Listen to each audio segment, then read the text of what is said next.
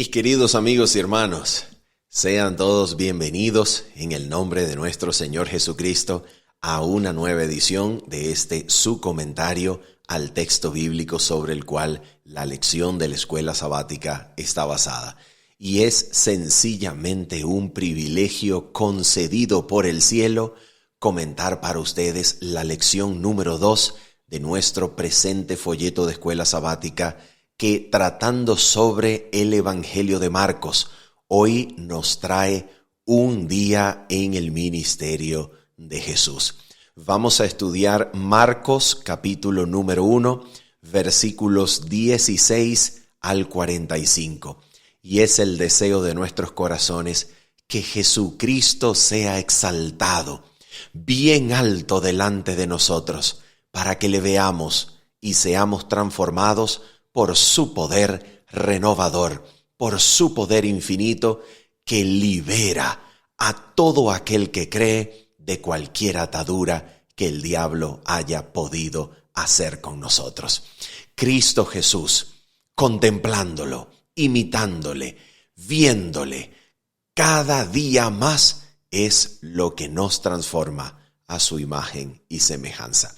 Vamos en el nombre del Señor, antes de orar, solamente a recordar nuestros dos complementos, que son nuestro bosquejo escrito, que estará su enlace de descarga dejado en la descripción de este video y en los comentarios del mismo, para que usted pueda tener su versión digital o su versión impresa y así tener las ideas resumidas de este comentario que usted está escuchando o viendo en este momento. También tenemos nuestro segundo complemento, que es nuestro comentario al texto bíblico en su versión totalmente en vivo, que realizamos cada día de sábado a las 7:30 de la mañana, hora local de Venezuela. Así que si es primera vez que usted nos está escuchando, entonces acompáñenos también el día sábado a las 7:30 de la mañana totalmente en vivo, donde contestamos algunas preguntas, inquietudes y crecemos juntos en el estudio de la palabra del Señor. Muy bien, mis amigos, vamos entonces a orar y de inmediato nos introducimos a nuestro texto bíblico, Marcos capítulo número 1, versículos número 16 al 45. Oramos juntos. Nuestro Padre bendito y Padre santo, en el nombre de Jesucristo, venimos delante de ti en audiencia santa ante tu trono, para pedirte solamente el cumplimiento de tu bendita promesa de enviar tu Espíritu para que nos guíe al conocimiento de toda verdad que es en Cristo Jesús. Sobre todo, Padre, exalta a Cristo, muéstranoslo delante de nuestros ojos, lleno de la hermosura de su santidad, para que al contemplarle, le veamos como es y seamos transformados de gloria en gloria. Por favor, Señor, haz esto posible en nosotros, por amor, por los méritos santos de tu Hijo amado Jesús. Amén y amén. Muy bien, mis amigos, Marcos capítulo número 1, versículo número 16, nos presenta el llamado de Jesús a sus primeros colaboradores a tiempo completo, para que le acompañasen, predicasen la palabra con él, estuviesen con él y así pudiesen aprender del mayor y mejor maestro que la humanidad ha conocido. Marcos 1:16 nos dice: andando junto al mar de Galilea, vio a Simón y a Andrés su hermano, que echaban la red en el mar, porque eran pescadores. Y les dijo Jesús: venid en pos de mí, y haré que seáis pescadores de hombres. Y dejando luego sus redes, le siguieron. Pasando de allí un poco más adelante, vio a Jacobo, hijo de Zebedeo, y a Juan su hermano, también ellos en la barca, que remendaban las redes, y luego los llamó, y dejando a su padre Zebedeo en la barca con los jornaleros, le siguieron. Aquí hay algo maravilloso que nosotros podemos notar inmediatamente al leer este pasaje desde el versículo 16 al versículo número 20. Jesús habla una sola vez Y lo único que dice, aparte de la narración en tercera persona que hace el evangelista Marcos, Jesús habla en el versículo 17 y solo dice: venid en pos de mí y haré que seáis pescadores de hombres. Su llamado produce inmediato discipulado. Y es que así debería ser siempre, mis queridos amigos. Siempre que Jesús dé su voz, siempre que pronuncie su palabra, su llamado, su palabra ha de ser suficiente para convertir a los hombres en todo lo que Cristo ha planificado para ellos. ¿Dónde se encuentra el poder del discipulado? ¿Dónde se encuentra el poder que produce su obra en nosotros? ¿Dónde se encuentra el poder que amolda el corazón y la mente a los designios infinitos, maravillosos y santos de la voluntad perfecta de nuestro Padre Celestial? ¿Dónde está el poder? El poder está en oír la palabra de Cristo. Todo aquel que recibe la palabra de Cristo por la fe, recibe la vida misma de Dios, el poder por medio del cual pueden cumplirse el mandamiento y la promesa contenidas en la palabra de Cristo. Por tanto, cuando estos discípulos, o mejor dicho, casi discípulos, porque estaban trabajando en sus jornales, en la pesca, remendando redes, cuando reciben por la fe la palabra de Cristo que los llama, la palabra produce inmediato discipulado, como cuando al principio la palabra pronunciada instantáneamente producía las cosas para la cual se pronunciaba. Ejemplo: sea la luz y fue la luz. Si hubiese pasado un instante de milésima de segundo entre la pronunciación de su palabra y la obra realizada, no sería la palabra de Dios. Pero la palabra de Dios produce instantáneamente la obra pronunciada, porque en ella se comunica el poder que da vida y llama las cosas que no son como si fuesen. En la palabra de Dios está la vida. Y cuando estos hombres escuchan la palabra de Dios, su palabra recibida por la fe produce inmediato discipulado. La pregunta es: ¿para qué Jesús llama a estos hombres? Otros evangelios, por ejemplo Lucas, nos dice que Jesús los llamó para estar con Él y enviarlos a predicar. ¿Qué significaría para los discípulos de Cristo estar con Él durante el tiempo de su vida terrenal? Quiero compartir una cita que encontramos en el libro Deseado de todas las gentes, capítulo número 25 y la página 215, párrafo 2 de la versión electrónica. Mira lo que nos dice. Atención. No es la obra más elevada de la educación el comunicar meramente conocimientos, sino el impartir aquella energía vivificadora que se recibe por el contacto de la mente con la mente y del alma con el alma. Únicamente la vida puede engendrar vida. Qué privilegio fue el de aquellos que durante 3 años estuvieron en contacto diario con aquella vida divina de la cual había fluido todo impulso vivificador que bendijera al mundo. ¡Oh, qué cosa tan maravillosa!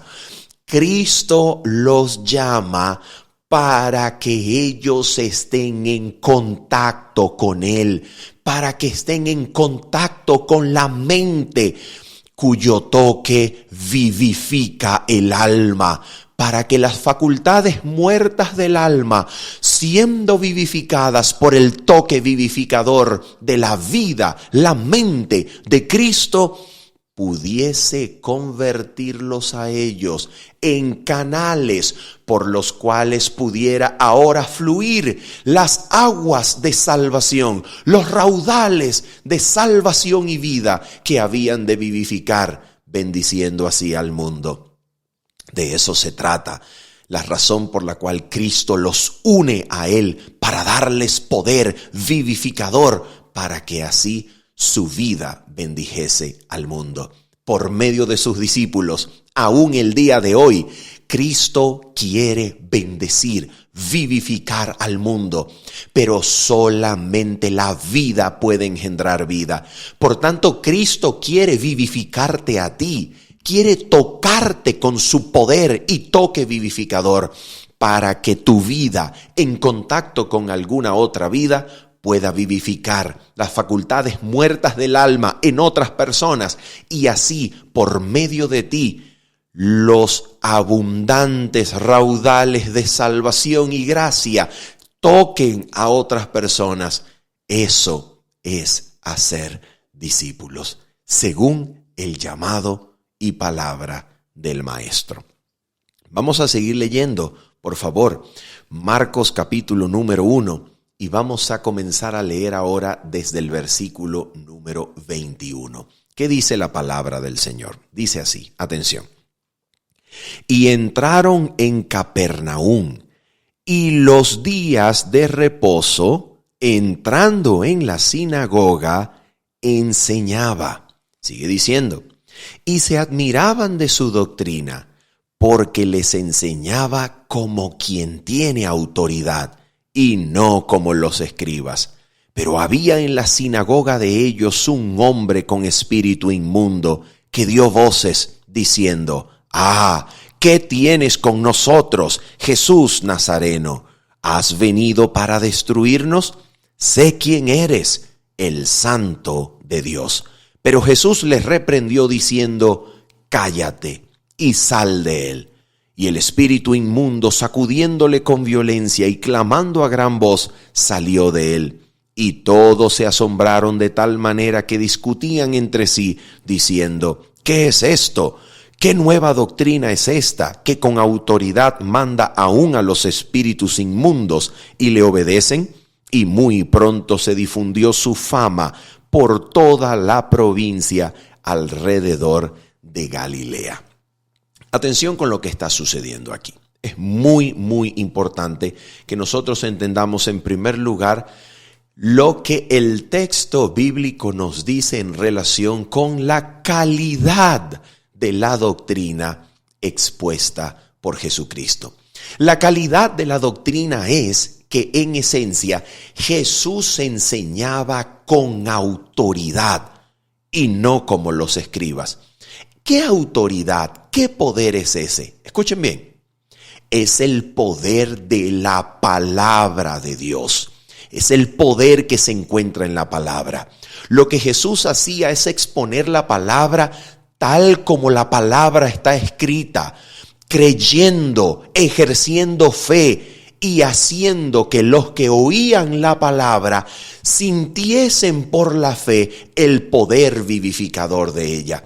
Jesús no entraba en tecnicismos en la palabra de Dios. Jesús no entraba en los detalles sobre los cuales giraban las disputas y controversias rabínicas. Dijo Rabí ben Isaac, dijo Rabí ben Shimón, dijo Rabí ben Hillel, dijo Rabí...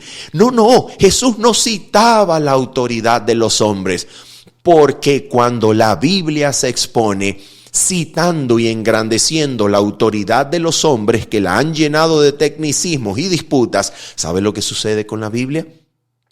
La Biblia pierde su poder y se vuelve árida y seca, no puede dar vida. ¿Sabes por qué? Porque así, en las manos de los hombres y su autoridad, la palabra del Señor pierde su poder. Y como resultado, ¿sabes qué cosa abunda? Abunda la incredulidad y la iniquidad, porque allí donde la palabra pierde su poder, el pecado abunda, los vicios abundan, y así la palabra se hace nula y vacía en las manos de los hombres que, llenándolas de disputas, tecnicismo y hermenéutica humana, la despojan así de su divino poder que vivifica el alma. Como resultado, el pecado abundan los vicios y, por supuesto, la incredulidad reina en medio del pueblo de Dios. Pero Jesús enseñaba la palabra como quien tiene autoridad. Jesús la enseñaba para que todos aquellos que la oyeran pudiesen ser vivificados cuando ejercieran fe en esa bendita palabra, porque la enseñaba con poder, como la palabra es, creyendo lo que la palabra dice, no llenándola de disputas ni tecnicismos, sino presentándola en todo su poder. ¿Qué es lo que ocurre cuando la palabra de Dios se presenta en su poder?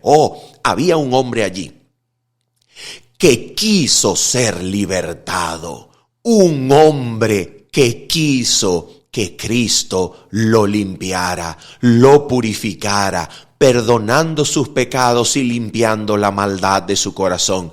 Pero estaba tan dominado por los demonios que cuando quiso hablar y pedir liberación, el espíritu demoníaco no lo dejó hablar, sino que habló el demonio en lugar de él. Y entonces el demonio, sintiéndose ya atormentado en la presencia de Jesús, le dice al Señor: ¿qué tienes con nosotros, Jesús de Nazareno? Has venido a atormentarnos antes de tiempo. Yo sé quién eres el Santo de Dios. A lo cual Jesús le dice: calla y sal de él. La pregunta es, ¿por qué Jesús le dice calla? ¿Lo que estaba diciendo era correcto? Oh, sí. ¿Jesús es el Santo de Dios? Oh, sí. ¿Jesús es quien el demonio dijo que era? Oh, sí. ¿Por qué Jesús le dice calla? Porque Jesús no quiere ser conocido por la palabra del demonio. Jesús no quiere que lo conozcan con referencia en lo que el diablo está diciendo. Jesús nunca hace hablar al diablo. Desde Génesis 3, cuando Satanás, a través de la serpiente antigua, tentó al ser humano, y Dios, sabiendo lo que había sucedido, llama al hombre y le dice: Adán, ¿dónde estás tú? Y luego le hace tanto a él como a Eva la pregunta: ¿qué es lo que has hecho? Jesús no le preguntó, mejor dicho, allí la voz de Dios no le pregunta a Satanás a través de la serpiente qué es lo que había hecho. ¿Qué es lo que ha sucedido, serpiente? No, nunca sucede tal cosa, sino que de inmediato viene el juicio sobre la serpiente antigua que se llama Diablo y Satanás. ¿Por qué razón? Porque Dios en su palabra no hace hablar a Satanás. Entonces Jesús le dice que se calle porque Jesús quiere ser conocido por lo que los hombres ven y oyen de él mismo, para que lo que se diga de él se diga en base a las señales que él hace y a las palabras que él habla, no a las palabras del diablo, a pesar de que lo que el diablo estaba diciendo era verdad. Y entonces, ¿qué es lo que sucede con este hombre? Es libertado, es librado del dominio y control de los demonios.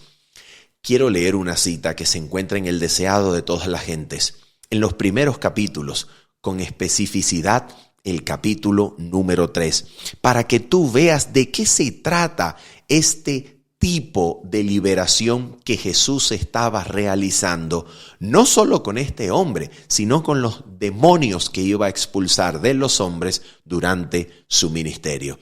Mira bien lo que dice la Mensajera del Señor, capítulo número 3, y vamos a leer desde la página número 27, versión electrónica, página número 27. Mira lo que se nos dice aquí.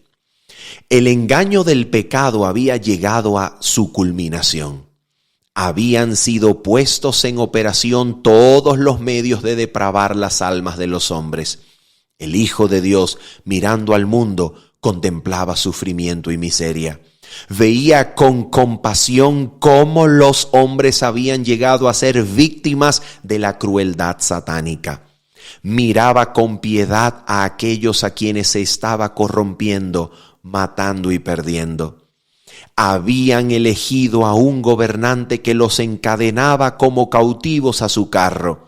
Aturdidos y engañados avanzaban en lóbrega procesión hacia la ruina eterna, hacia la muerte en la cual no hay esperanza de vida, hacia la noche que no ha de tener mañana.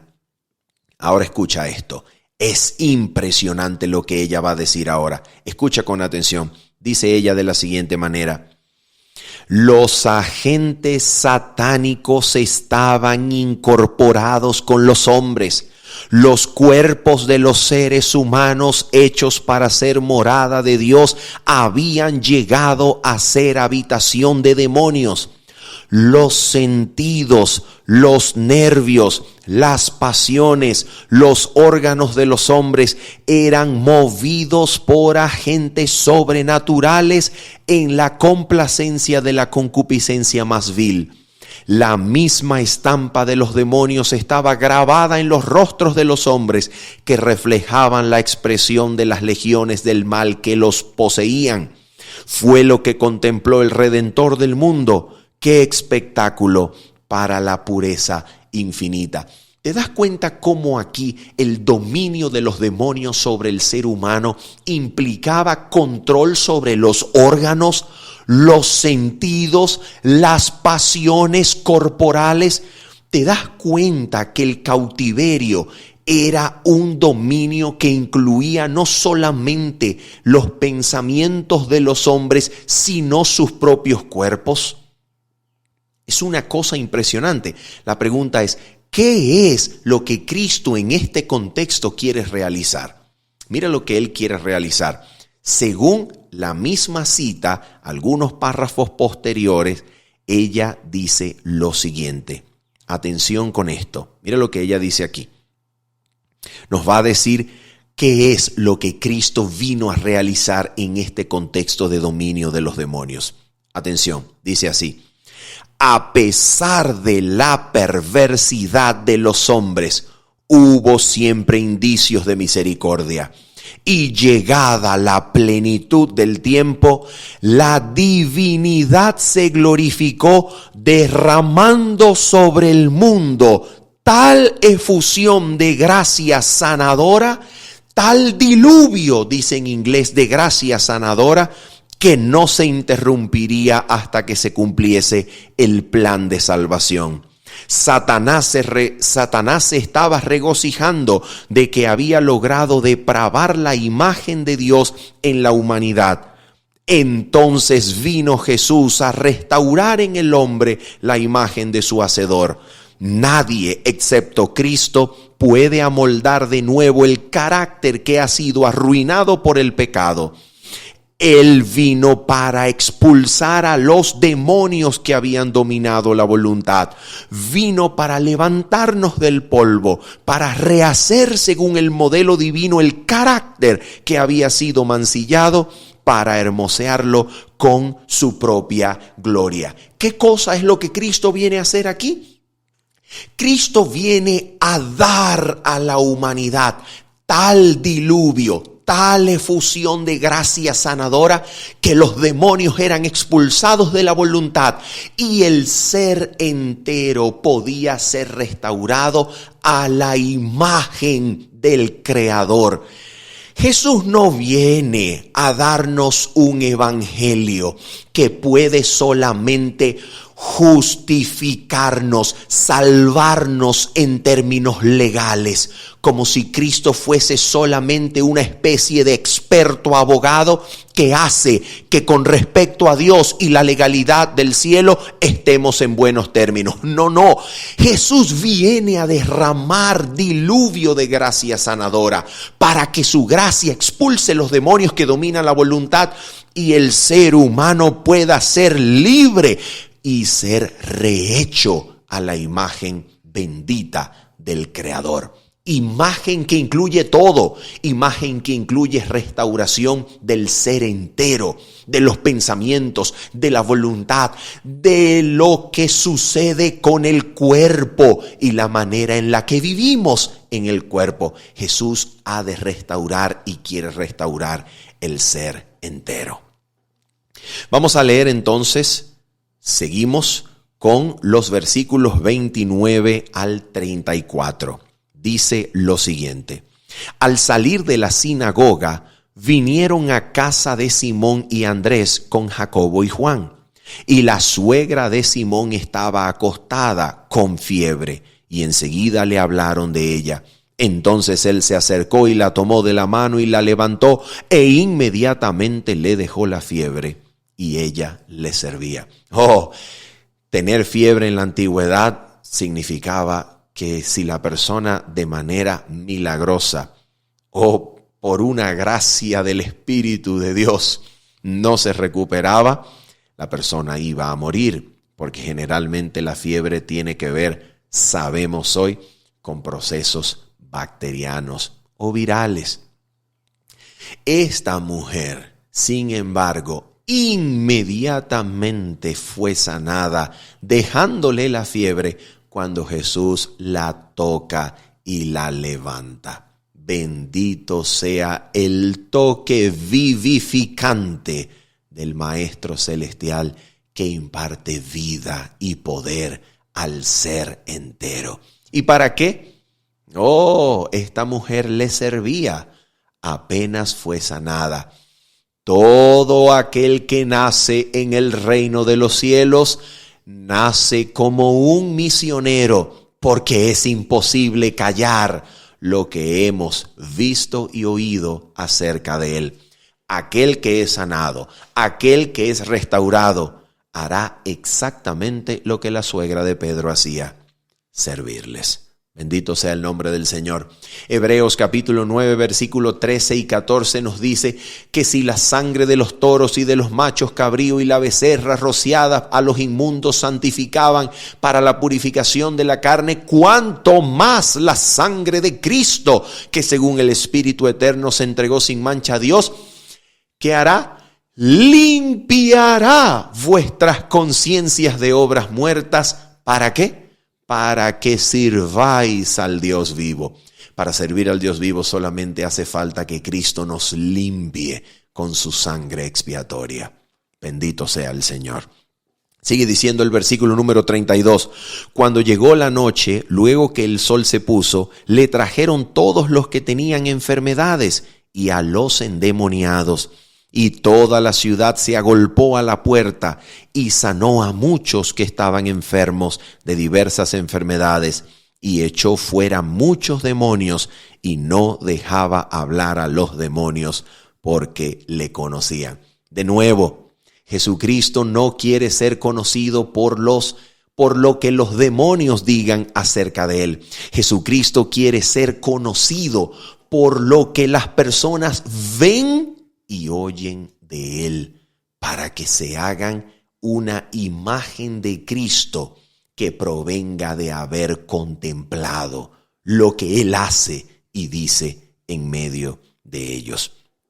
Ahora, vamos a ver entonces qué es y cómo termina nuestro capítulo mientras nos acercamos a los últimos versículos. Versículos número 35 en adelante. Levantándose muy de mañana, siendo aún muy oscuro, salió y se fue a un lugar desierto, y allí oraba.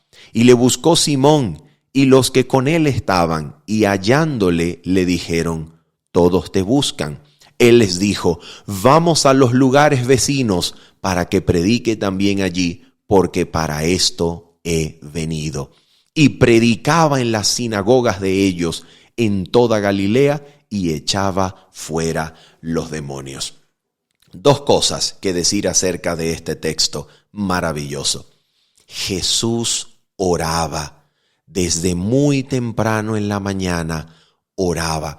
El deseado de todas las gentes nos va a decir en la página 178 que Tanto había Cristo anonadado su yo, que no hacía planes por sí mismo, sino que se presentaba en oración de mañana delante del Padre para que el Padre aprobara, guiara, le mostrase su voluntad y su providencia. ¡Qué bendición! El Hijo de Dios no hacía planes por sí mismo. La pregunta es, ¿qué nos ha hecho pensar a nosotros que nosotros sí tenemos capacidad, sabiduría para planificar, para planear? Voy a hacer esto, voy a hacer lo otro, voy a hacer esto y aquí y esto. Cuando esto me salga así, haré lo siguiente y lo otro. ¿Qué nos ha hecho a nosotros pensar que nosotros somos capaces de dirigir nuestras vidas? Independientemente del conocimiento de la voluntad de Dios revelada para nosotros. Mis amigos, escucha bien. Todo aquel que decida no hacer nada que desagrade en algún ramo al Padre Celestial, sabrá, después de presentar su caso al Señor en oración, exactamente qué conducta seguir. Y se les revelará no solamente sabiduría de Dios, sino poder impartido para hacer su voluntad. Sabremos exactamente la voluntad de Dios en cualquier decisión que hayamos de tomar cuando no queramos deshonrar a Dios en ningún ramo y presentemos a Él en oración cada caso. Él todavía habla, Él todavía muestra su voluntad. Aquí el texto nos dice también que Jesús oraba de mañana. Y la pregunta es, ¿qué sucedía cuando Jesús oraba? Yo quiero convidarte a que consideres una cita que se encuentra en el deseado de todas las gentes. Vamos allá, deseado de todas las gentes, en la página 330. Escucha bien, página 330 del deseado de todas las gentes. Esta cita es impresionante. Mira lo que se nos dice. En Cristo, el clamor de la humanidad llegaba al Padre de compasión infinita. Como hombre, suplicaba al trono de Dios hasta que su humanidad se cargaba de una corriente celestial que conectaba a la humanidad con la divinidad. Está hablando acerca de Cristo.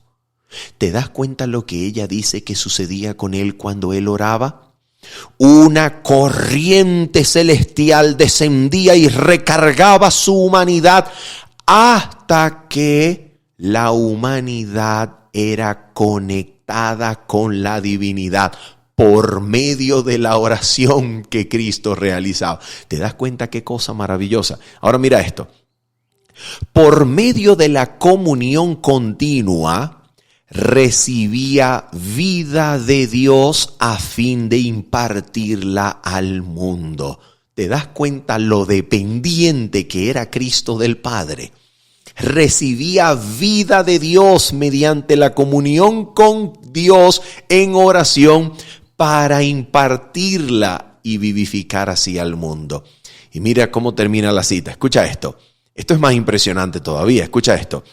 Su experiencia ha de ser la nuestra. ¡Oh! ¡Qué cosa brillante! ¡Qué cosa maravillosa!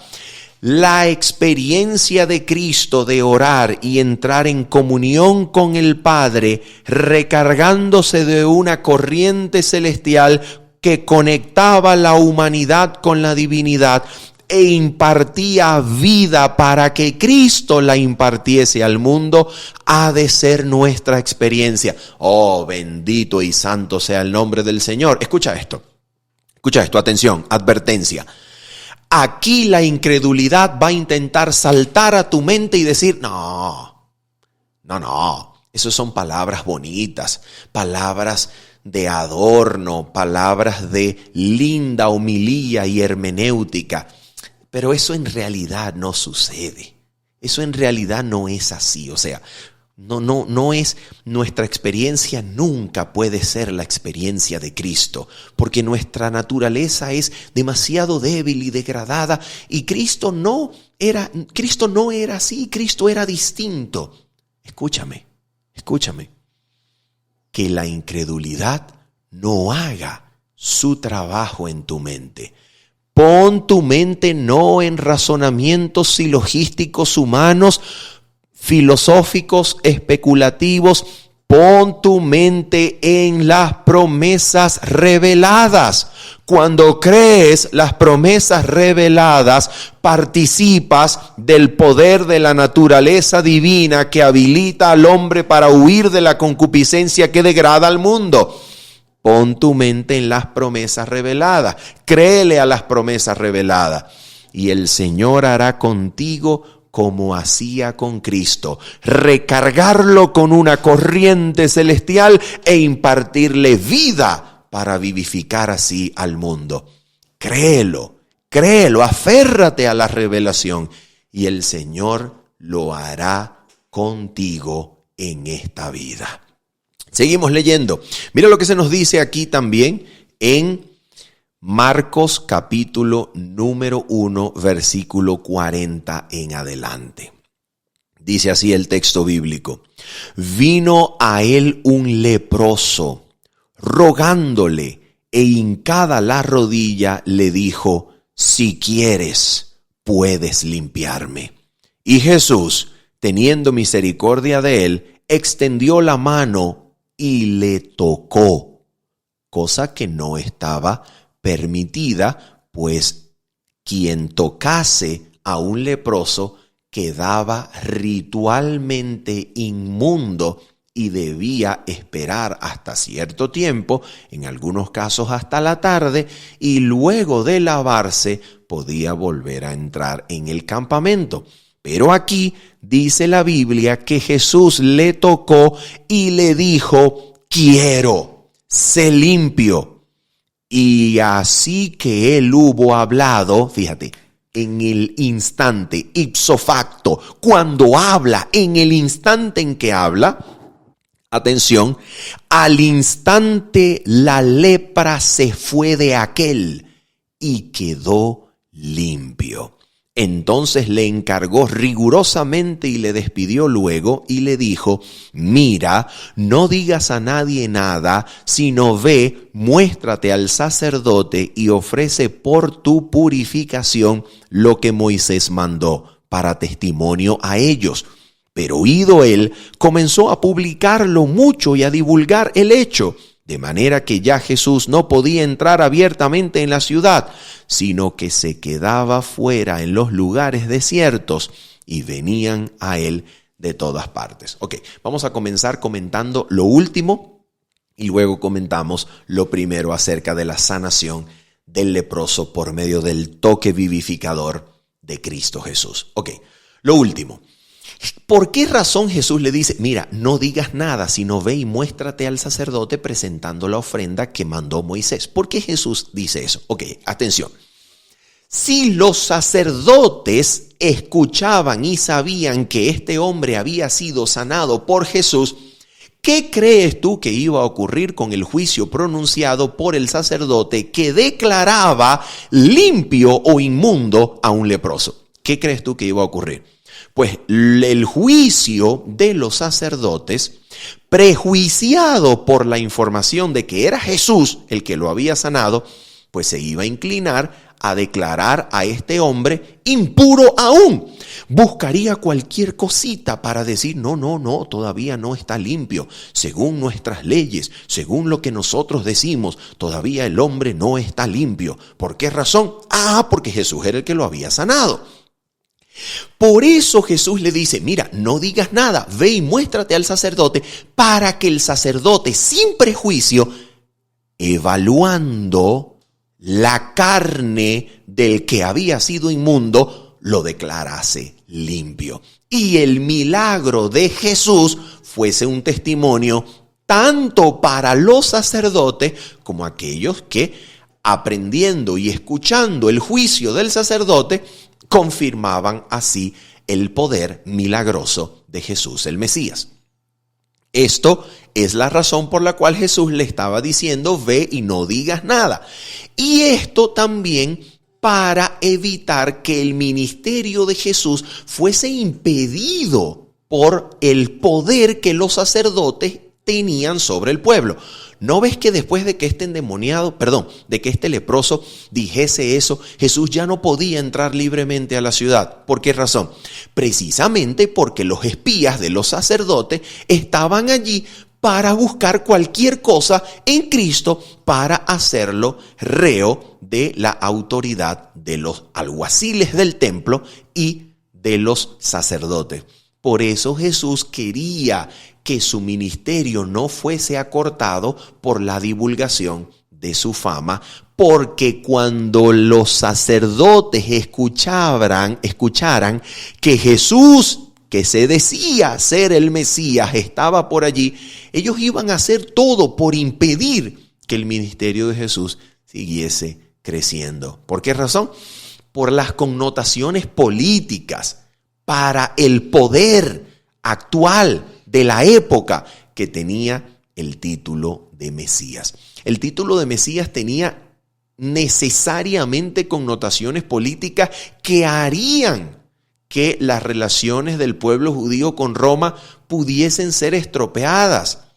Porque si el Mesías, según la interpretación de la mayoría de las personas que políticamente así interpretaba esta figura, si según el Mesías, o según esta interpretación, el Mesías liberaría Jerusalén del dominio romano, ¿qué crees tú que iba a ocurrir con las relaciones diplomáticas entre Roma y la provincia de Jerusalén? Pues se pondría en riesgo, se pondría en alerta roja. Precisamente por esto Jesús quería evitar que se divulgase su fama llamándole Mesías a través del pueblo, para que su ministerio pudiese ser interpretado no conforme a las tradiciones políticas incrustadas en el título Mesías, sino por lo que las personas podían ver de él y oír de él. Así Jesús quería ser conocido. Ahora vamos a concluir nuestro comentario comentando la sanación del leproso. Atención, vamos a leer el comentario que hace la mensajera del Señor en el deseado de todas las gentes para que nosotros podamos maravillarnos, deleitarnos en estas palabras que son muchísimo mejores que las mías. Mira lo que se nos dice aquí en el comentario de la mensajera del Señor en el capítulo Puedes limpiarme. Voy a leer a partir de la página 231. Mira lo que ella nos dice. Qué cosa maravillosa. Dice así: la obra de Cristo al purificar al leproso de su terrible enfermedad es una ilustración de su obra de limpiar el alma de pecado. El hombre que se presentó a Jesús estaba lleno de lepra. El mortífero veneno impregnaba todo su cuerpo. A ver, ¿por qué ella dice así? Escucha por qué, muy sencillo. ¿Qué cosa es la lepra? A ver, suponiendo que se trata de la enfermedad de Hansen causada por el bacilo de Hansen y este hombre tenía la lepra que conocemos hoy en día, ¿qué cosa es la lepra en la piel? ¿Qué cosa es la lepra en la carne? ¿Qué cosa es? La lepra es la muerte en la carne. Es la carne descomponiéndose como si el hombre estuviese muerto, pero todavía está vivo. Es la muerte en la vida, es la muerte en la carne, haciendo su trabajo mientras el hombre está vivo todavía. Cuando Jesús lo toca, ¿por qué razón Jesús no se contamina? Porque las tinieblas no prevalecieron contra ella. ¿Qué significa esto? Cuando Jesús lo toca, no es la muerte de la carne que se pasa a la carne de Cristo. Es el toque vivificante de Cristo que se pasa al moribundo. Es el toque vivificador de Cristo que se comunica a la muerte en la carne. Por tanto, mira lo que Elena de White va a decir, una cosa espectacular, mira esto. Los discípulos trataron de impedir que su maestro le tocase, porque el que tocaba un leproso se volvía inmundo. Pero al poner su mano sobre el leproso, Jesús no recibió ninguna contaminación. Su toque impartía un poder vivificador. La lepra fue quitada. Así sucede con la lepra del pecado, que es arraigada, mortífera e imposible de ser eliminada por el poder humano. Toda cabeza está enferma y todo corazón doliente. Desde la planta del pie hasta la cabeza no hay en él cosa ilesa, sino herida, hinchazón y podrida llaga. Aplicación del espíritu de profecía. Pero Jesús, al venir a morar en la humanidad, no se contamina. No porque su humanidad haya sido diferente, sino porque su vida imparte vida a la carne para limpiarla de su maldad. Esto es lo que significa su encarnación. Sigue diciendo, escucha esto. Su presencia tiene poder para sanar al pecador. Quien quiera caer a sus pies diciendo con fe, Señor, si quieres puedes limpiarme, oirá la respuesta, quiero ser limpio. En el instante, ¿te das cuenta? En el instante. Ahora mira la aplicación de esas frasecitas, en el instante, inmediatamente, que hace la mensajera del Señor. Mira la aplicación para que te deleites en el poder de Dios. Mira la aplicación. Escucha esto. En algunos casos de curación, Jesús no concedió inmediatamente la bendición pedida, pero en el caso del leproso, apenas hecha la súplica, fue concedida. ¿Cuál es la aplicación? Mira cuál es. Cuando pedimos bendiciones terrenales, tal vez la respuesta a nuestra oración sea dilatada o Dios nos dé algo diferente de lo que pedimos. Pero no sucede así cuando pedimos liberación del pecado. Él quiere limpiarnos del pecado, hacernos hijos suyos y habilitarnos para vivir una vida santa. ¿Te das cuenta? Tan pronto como tú y yo pedimos entonces liberación del pecado, ¿qué hace el cielo? Concede la súplica, concede el pedido. El cielo nos otorga la bendición de una vida santa, de una vida perdonada y restaurada de toda maldad.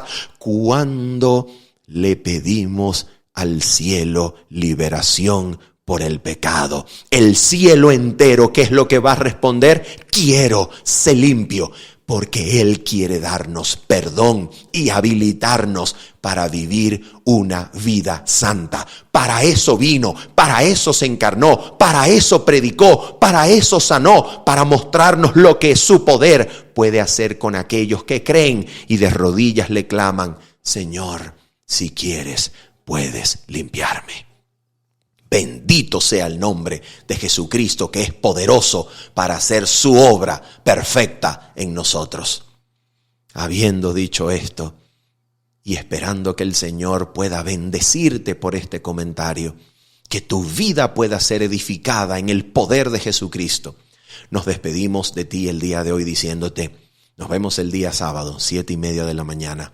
Bendiciones. Chao, chao.